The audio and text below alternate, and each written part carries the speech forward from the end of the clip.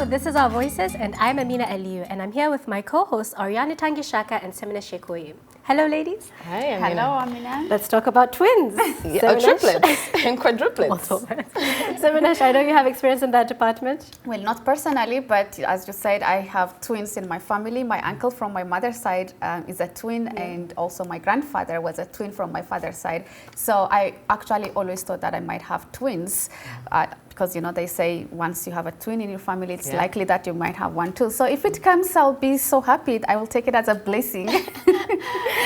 And Arya? I love the idea of twins. And actually, I got pregnant 5 months after giving birth. So my last two sons are very close in age. So you have Irishish twins. Yes. And so I love the idea of just shopping of the same thing all the time. And just, you know, they all look alike, and it's easy. I'm sure it has challenged. I heard through the grapevines, though, that you were planning on having triplet girls to match the 3 boys that you have. Oh my God, no, that's not for me. I'm sending that blessing to you guys. Triplets, I don't know, but twins, yes.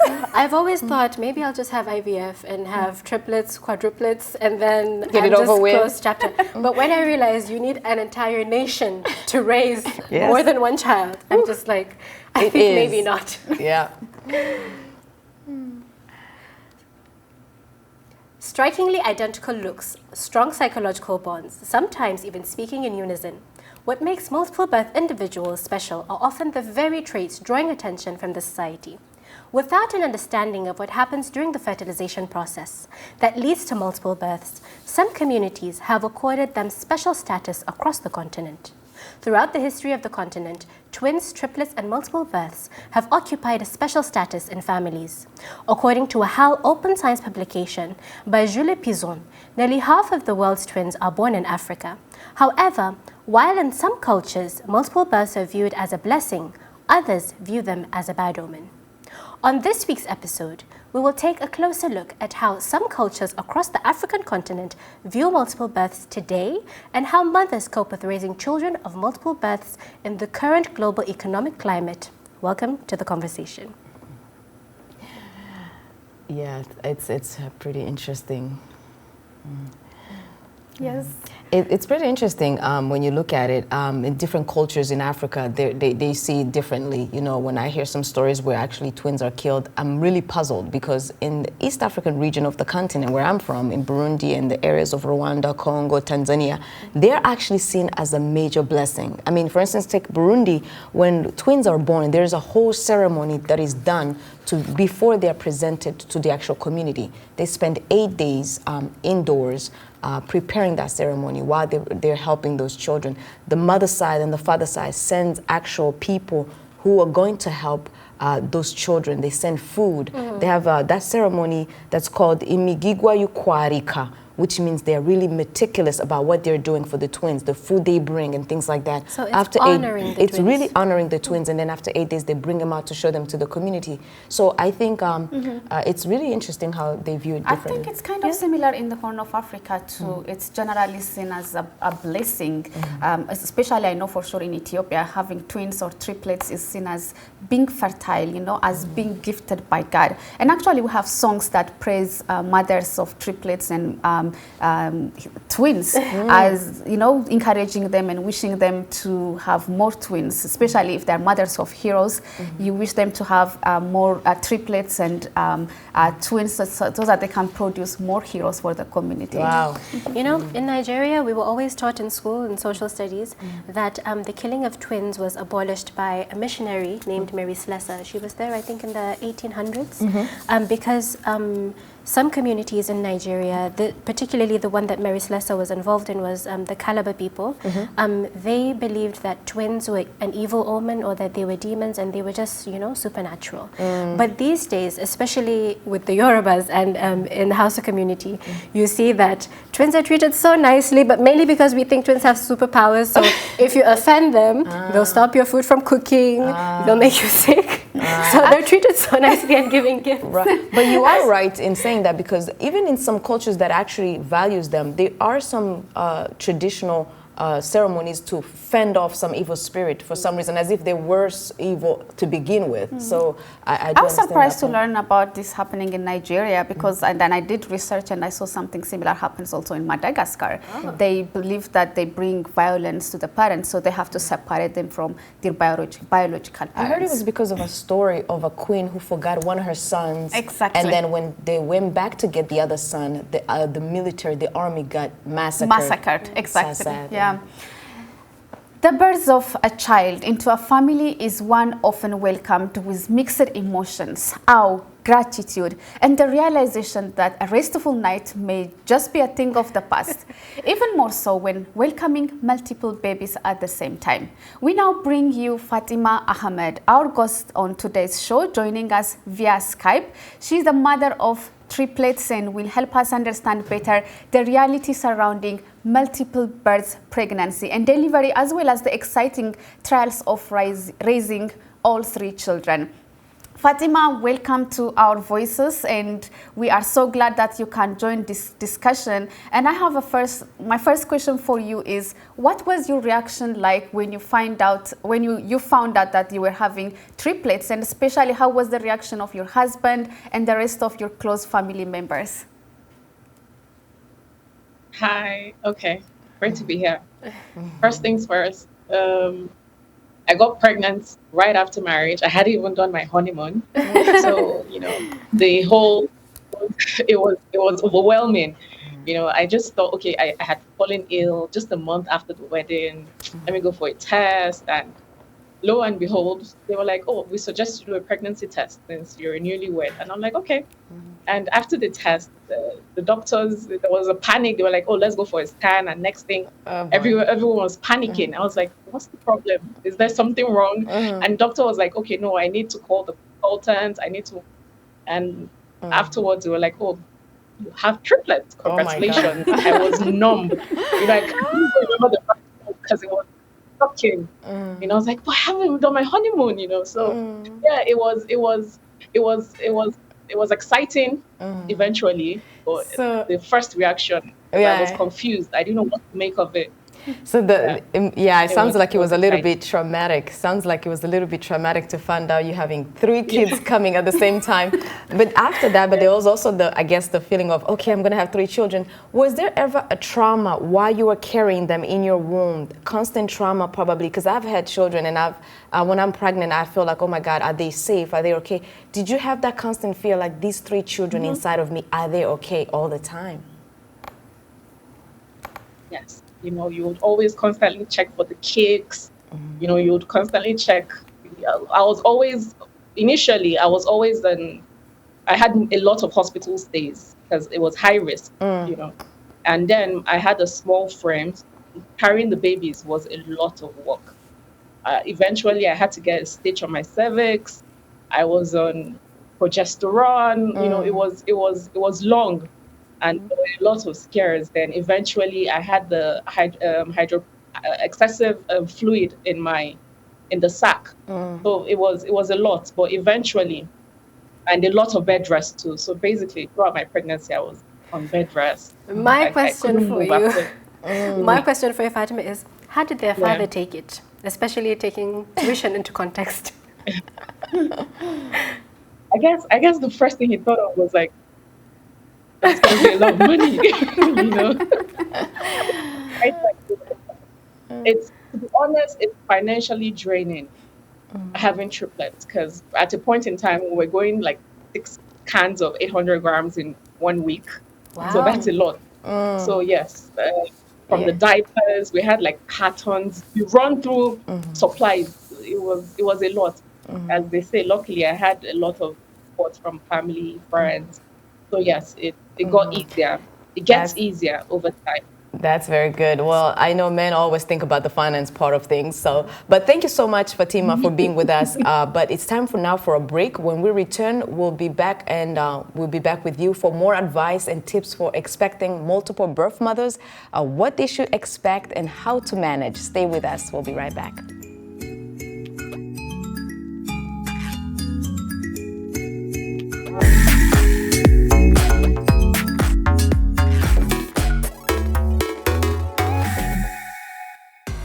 empowerment, and humanity towards a better world.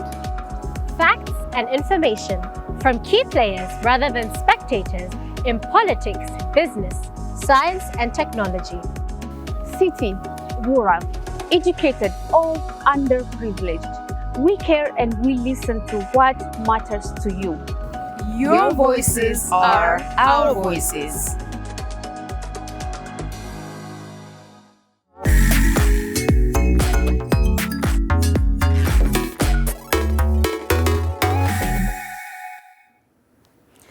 Welcome back. You are watching Our Voices. Superstitious beliefs surrounded babies from multiple births as well as those born with albinism in many African traditions. In a village in Abuja, Nigeria, multiple birth babies were considered evil in their communities and would probably have been murdered if they didn't end up at a children's home founded by a couple. Let's take a look at their story. Olusola Ajayi and his wife started the Vine Heritage Home Foundation in 2004. They'd taken multiple birth babies at risk of being killed after learning that infanticide was still practiced. It was while we are doing our duties as missionaries, we got to hear about stories of certain children being killed due to cultural practices and beliefs. And we, after establishing the fact from the local people that this is what is going on, we started engaging them. It's like a plea. Can you please allow us to pick these children and raise them? Your culture tagged them as evil because of the circumstances of their birth. They lost their mothers, they were born as triplets or twins, or they were born as albinos. And so it was not easy at the beginning. It took them some time before they could allow us to have the opportunity of saving the first child. Infanticide was once common in parts of Nigeria. It still continues in secret in some communities. Campaigners and the government are trying to tackle the superstitions behind these killings and also address the denials and secrecy that surrounds them to protect vulnerable children. A farmer near a village says when she gave birth to twins, she had no choice but to give them up and take them to a children's home in order to save them. Honestly, this is heavy for me to talk about. I don't know whether the children were still alive. They said I should take them there, that God used to protect them there. That is why I took them there and I believed them.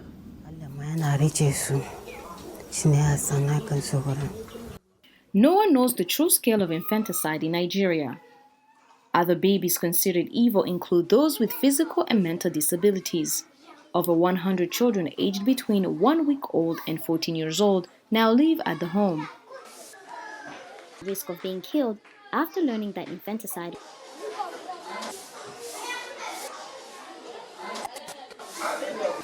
Many of our children came in as infants. Some of them few hours after birth. We have children coming 3-4 hours after birth. We have some 1 or 2 weeks after birth. There are even some of the children that we have to cut the umbilical cord. When we brought them in, the umbilical cord had not been cut, and so that you have some of them at the point of entry. You have a lot of health challenges because they have been exposed, to some hazards because of the cultural beliefs. Nigeria has one of the worst rate of maternal mortality in the world, according to the World Health Organization, with 814 deaths every 100,000 live births in 2017. Welcome back, and we are still with Fatima Ahmed, a mother of triplets. I hope you had a chance to hear the story in Nigeria where multiple births is considered to be an evil. So, being in Nigeria, did you ever have a fear that people might hurt your children, or people might see you or your family as an evil? Well, currently things have evolved.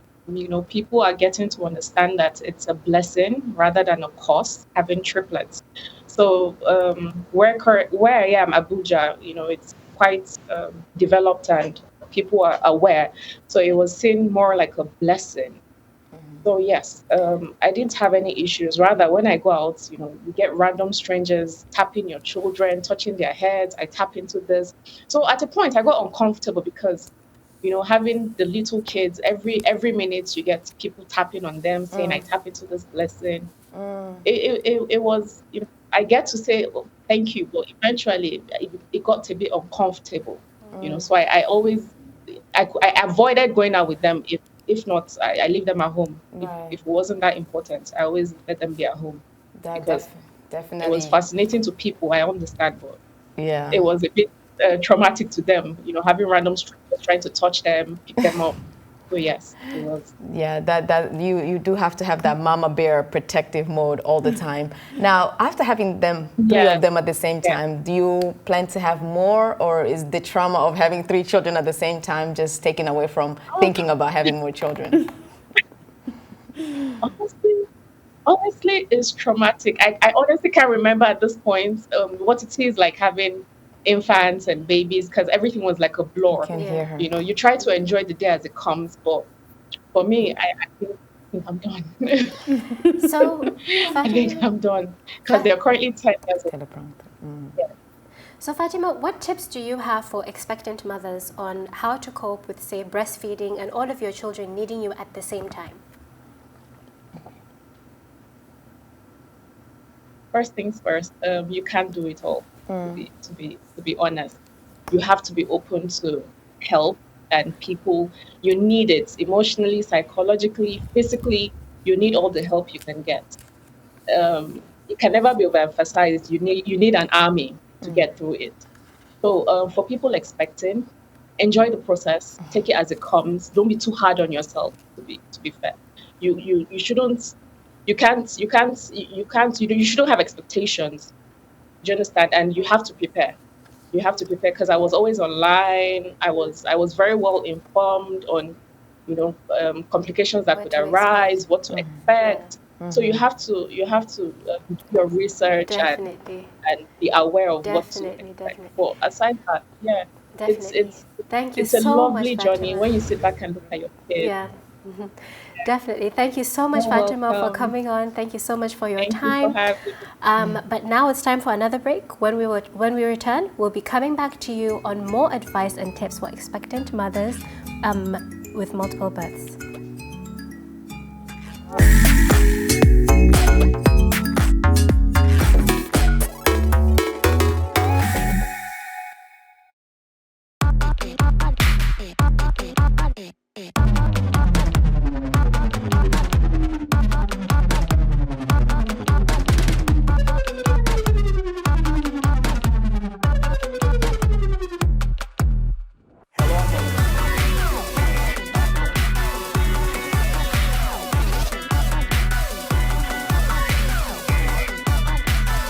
From around the world. Let's go.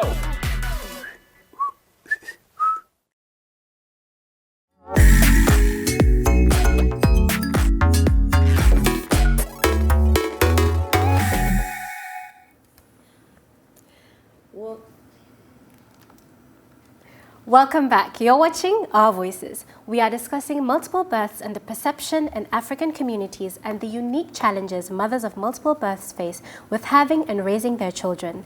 Now in the studio, we have Brianna Green. She is the Director of Operations at the Mamatoto Village, where she trains and mentors perinatal workers and has assisted in over 250 births. She is here with us today to help us understand the kind of emotional support mothers of multiple births would need to maintain emotional stability. Hello, Brianna. Thank you for coming in. Thank you for having me. Now, Brianna, it's so wonderful to have you here because we just had a mother who had 3 children and she emphasized on the fact that emotional support is so needed, and that's exactly what you guys do at Mamatoto Village. Can you tell us exactly how your work flows and the importance of providing that support to mothers? Yes, so Mamatoto Village is a perinatal support system in DC, and we work with mothers who may or may not have social supports or resources during their pregnancies, and so our goal is to fill gaps in areas of advocacy with their providers, navigating social systems, and also providing some of that emotional and social support to the moms directly, and also engaging their communities to provide that support as well. Because they don't get that. People are always focused on the baby coming safe, but not really the emotional. Right, exactly. So providers focus on the baby and the mother and their health and safety, but it's not so much the social supports, which we know impact pregnancy and parenting. And so that's the gap that we fill. So how important is it, providing this emotional support for mothers, especially when they have multiple children, like twins and triplets, compared to having a single birth? Yeah, so twins and triplet moms, they have a unique challenge in that they are not only preparing for a new baby, but also having access to things that they're going to need to care for multiple children. So a lot of times what happens is they may or may not have the support in the home to do daily tasks, and then they have 2 children to take care of, as well as during their pregnancy, they also are often seen as high risk. So the high risk stress of being a high risk pregnancy, unknown factors that may come in as far as medically and clinically are concerned, also impact them differently, which can also impact their emotional state of mind when they're preparing for these new babies. So I'm curious, the type of care and support that you give, does it continue after a mother has the babies of twins or triplets? Yes, so we work with moms at any point during their pregnancy, and we continue through at least 12 weeks postpartum. Oftentimes our clients who have twins or triplets will come and they'll stay longer because they need additional supports, whether they're social supports or just physical supports. You know, a lot of times babies that are born as multiples are born early, so they may be in a NICU and have specific challenges that the mom needs to address. And so our workers work with them with breastfeeding, with physical support with the babies, as well as transitioning home. Do you see the difference when they get this emotional support? Oh, absolutely, absolutely. So our clients, they come to us often because they know that we're going to give them the support they need. And so it's really important that they're able to see what's going on in our community, and also have community support from not only us, but from the other moms that are there. So they stay beyond the time they're in our program. They come back for all of our programming because it's a community. Right, and we've seen how you are really present for the mom. In the hospitals, you're actually hugging them. You're actually massaging them. Are those very things what they really need at that moment? Because sometimes they're seen as just non-important at that moment. Yeah, it's really important that they have someone who is a partner with them in that experience, and that's what we aim to do. A lot of programs that work with pregnant people, it's not from a position of being in a personal relationship, but it's more so, let me give you an opportunity to get a resource, let me give you information. Mama Toto is different in that we really gain emotional connections with our clients, and it's a village. It really is a family in which we connect with them in such a way that they're able to feel true support during that experience. And do you have any classes, or do you have any type of training that the partners or the support system of the expectant mother goes through to kind of augment the support? Absolutely. So it's really important to us to engage the families when we're working with clients. So we take a 3-generation approach, in such that we not only work with that mother and that coming baby, but also the aunties, the grandmothers, the partners who are all involved in that, and informing the parenting of that mom. And so it's really important that they receive the support from us, the education from us. They're welcome to come to all of the classes that we have for childbirth education, as well as like newborn care and breastfeeding. We have Mama Mingle support groups and healthy eating classes. So we engage the families in all of those activities as well, so that it's not just one person that's getting the benefit, but the entire village. How long does this support last? Like, for how long do they need to be in this support system? Yeah, they're here with us for at least 12 weeks, but most of them stay longer than that. I have clients that come to our Mama Mingles and their babies are 6, 7, 8 months old. I'm in direct contact with some of my old clients and their babies are 4 years old. So we don't leave them once they've had their babies with us. I was going to say, the family feeling that you get. Ladies, doesn't this remind you of back home when a woman has a baby? You have and that's really what it is that we're looking to do. Especially here, mothers tend to really feel alone. The postpartum is real. Back home, we have extended families staying with us, supporting us, but here we are just by ourselves. So they have really Mama Toto. That's literally I wish I met you before, when I was having my son, because I had gone through that. So it's really important. That's literally what we're looking to do, is to create the village that's missing in our communities here as Black women, and to create the what's intended, which is really not just being alone, but having people around you that are going to support you, making you a meal, taking care of the baby, letting you just come and talk and go to sleep, and we can hold the baby and it's fine. So that's so awesome. All of that is really important. Because in the African and the African American community, that postpartum depression sometimes is ignored, and it's even brushed under the carpet. Because like in countries like Burundi, we have 1 month where somebody is taking 100% care of you, feeding you, and all of that. But in the West, there's not that. So it's good to be lonely, that lonely, goes to 2 months or more. Yeah. But me, I had no idea what postpartum was until I went through it myself here. So Mama Toto Village is really a village, and is. it's really amazing to be able to have that support in the community for women who are giving birth. And do you have any final words? Tips? Yeah, tips from multiple births. Just please take advantage of any support that you can get. Don't think, I heard the other mom saying, you can't do it all. You can't do it all. You need to surround yourself with supports, setting up things in advance as much as possible, but be gracious with yourself and know that you're not able to be everything, but it's okay. Awesome. That's awesome.